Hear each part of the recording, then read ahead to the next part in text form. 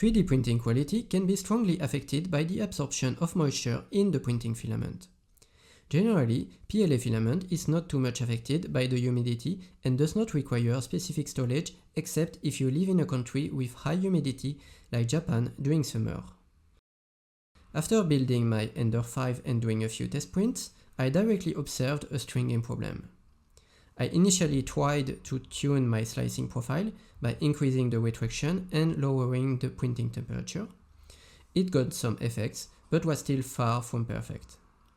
Therefore, I wanted to dry my filament to see if it solved the problem. I searched on Amazon to buy a cheap food dehydrator, but could not find the recommended brands here in Japan. After looking on Japanese blogs, I discovered that they recommended to use a futon dryer instead of food dehydrator. A futon dryer is a common equipment in Japanese house. It allows to dry futon, but also shoes, clothes, or in our case, 3D printing filament. We just need to insert the filament in the drying bag, connect the hose, and wait for a few hours.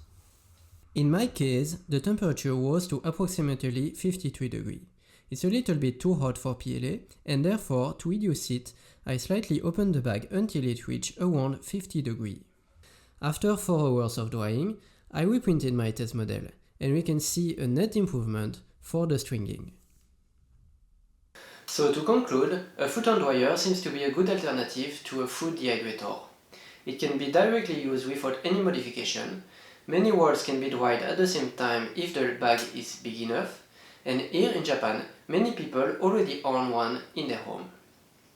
So thank you for watching this video, and if you'd like to see more content like this one, please subscribe to my channel. See you next time!